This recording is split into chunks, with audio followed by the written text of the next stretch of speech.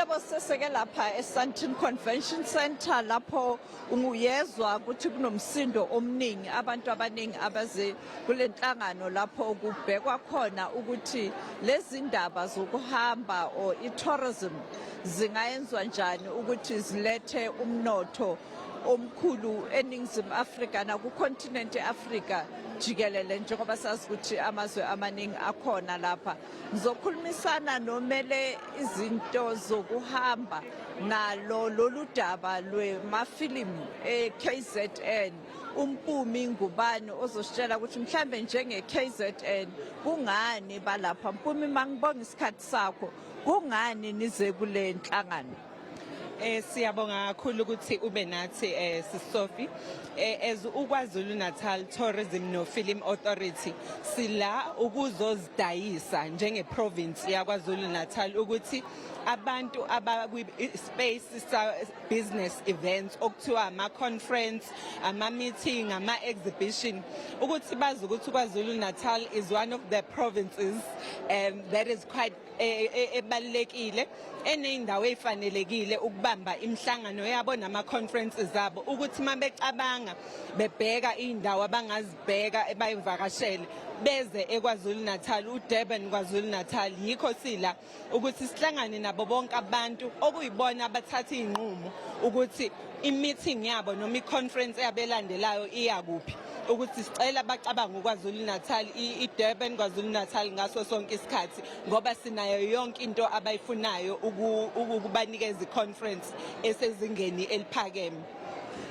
Ezingeni eliphakeme Chief Albert Luthuli Convention Center eke yaduma kakhulu kuba nezingqungquthela eziningi. Ngeke ngahamba kakhulu le ndlela yase KZN lapho bokuba khona nezingqungquthela zomhlaba jikelele. Kodwa kwamanje uma ubheka isimo sendawo yokulala ihotel eseduze lapha iHilton nayo nje iChief Albert Luthuli Convention niyenzani ukuthi nishintshe isimo lapho ngoba siyazi ukuthi kudala yakhiwa ngakho ke kufanele ukuthi nayo ibonakale ibe emgangathweni ophezulu. Uma ubheka ukuthi lokho ukuthi mhlambe akuna improvement enkulu nokushintsha lapho akuthikamezi amakhampani ngisho nama-organization afuna ukusebenzisa leyo ndawo njengoba usho ukuthi nifuna ukuthi inhlangano eziningi zibe lapha eKZN? Ngiyabonga kakhulu Sophie ngombuzo wakho ubaluleke kakhulu and okubalekile ukuthi uyayazi iDurban neKwaZulu Natal ngoba uyayazi indawo yethu okuyiyona edumile esiyibiza ngokuthi flagship conference business event facility. Uma ukhumbula nje iDurban ICC isiwine ama-award amaningi across the world, across the African continent kuthiwa it's one of Africa's must visit business events.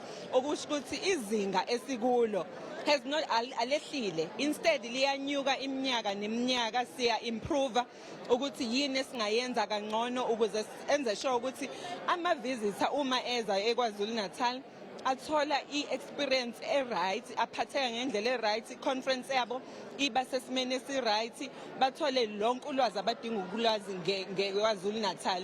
And okubalekile ubalule one of ama hotels esinawo ngoba maningi kakhulukazi le eyakhelene ne-ICC iHilton Hotel siyazi bekuseyindabeni recently ukuthi iHilton isisukile ihotela leli lisha selizorana iRoyal Majestic, but nabo as the new owners they promised and bacommitted ekutheni istandard sehotela sizoba phezulu, sizoba u5 star.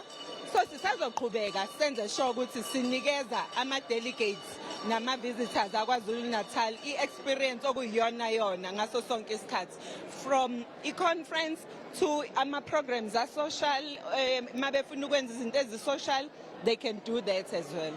Masibheke lolu daba lama-film ukuthi mhlambe iKZN iqhubeke ukuba ezingeni eliphezulu niyenzani ukuthuthukisa iKZN kuma-film? That is very important. Siyabonga kakhulu Sophie for that. Njengoba i-entity yethu vele ibhekele ezokuvakasha, ibhekele nezamafilimu. Uma sibona ezamafilimu zibaluleke kakhulu ngoba mawubuka umuntu uza ekwi-destination ezoyibuka ukuvakasha ngokwakhe nomndeni wakhe noma eze ukuzovakasha ngokwebhizinisi uzo-attend i-conference noma uzoshutha ifilimu. So esikwenzayo njenge-entity senza sure ukuthi siletha aba-producers laba okuyibona ochwepheshe aba-producer amafilimu ukuthi abeze bazobona uKwaZulu Natal babone ukuthi iy'ndawo esinazo abangakwazi ukuthi bashuthe khona amafilimu abo sibayise zonke iy'ndawo sibakhombisa ama-locations. Siyazi kunamafilimu amaningi amanye local amanye regional amanye international asefilimiwe ashuthiwe eKwaZulu Natal okuyiwona athathe izinga lethu alibeka phezulu ngokwezefilimu.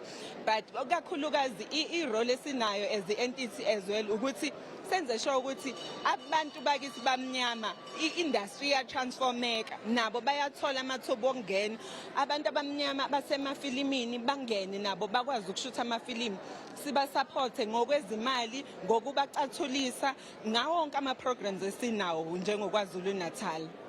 Masiphethe asibheke osomabhizinisi abathuthukayo niyenzani ukwenza ukuthi osomabhizinisi abathuthukayo small business informal sectors ukuthi nabo babe neqhaza kodwa baphinde bazuze kuloko enikwenzayo ngoba siyazi ukuthi mawubheka izwe leli lase-Afrika indaba ye-small business nama-informal sectors yibo abantu abakhulisa umnotho kakhulu manje thina eNingizimu Afrika sibheka laba abakhulu kuphela. Ibaluleke kakhulu lo mbuzo ubuzayo njengoba wazi ukuthi siyinkampani engaphansi kwahulumeni okubizwa ngokuthi ama-SOEs. I-mandate kahulumeni ukutransforma ukwenza osomabhizinisi abancane nabafufusayo ukuthi baparticipate kwi-mainstream ye-economy. So asihlukile-ke nathi la uhulumeni wethu nje kwi-province yaKwaZulu Natal uyasibamba ukuthi nenzeni kulo nyaka kulo kota kulo nyanga kuma-programs eniwenzayo ukuthi nithuthukise osomabhizinisi. So njengoba silana nje ngizosebenzisa le example njengoba sila e-Meetings Africa sihamba nosomabhizinisi abancane abakwi-business events industry. Ngaleyo ndlela abantu auto-operator abaney'nkampani zokuthutha abantu kulayisha ama-delegates abantu aba-organize ama-conferences abantu abamnyama. So si-intentional ngokwenza sure ukuthi si-drive i-transformation ngokubaletha la sikubiza ngokuthi access to markets. So mase befikile la then kumele babe nama-meeting nabo bonke abantu aba-international ukuthi hayi ngikhona mina njengebhizinisi lami elukuthi uma uletha i-conference eDurban noma KwaZulu Natal mina ngizokwazi ukukuthuthela ama-delegates akho noma mina ngizokwazi ukukulekelela uku-coordinator i-conference yakho. So si very intentional and nalokho sikwenza nakwesayidi leli lamafilimu siphinde sikwenze nakwisayidi laleli lozokungcebeleka. Mangibonge kakhulu Mpumi ngesikhathi sakho. Ngiyabonga. Loyo Mpumi ingubeni uzizwele lapho mbukeli ekhaya hlala nathi sithembe sizokulethela izindaba lapha eSandton Convention Center. Kodwa ke qaphela kusasa ungqongqothe wezindaba lezi zokuhamba ungqongqoshe uPatricia de Lille uzobe khona lapha ukuzokhuluma nalaba abakhona lapha. Ngakho ke sophinde sibone labantu ababuya emazweni ahlukene eNingizimu Afrika nangaphandle kweNingizimu Afrika ukuthi basiphatheleni. Ngakho ke sithembe lapha kwa-SABC2 sikhona futhi naselehaye sikhona sithembe.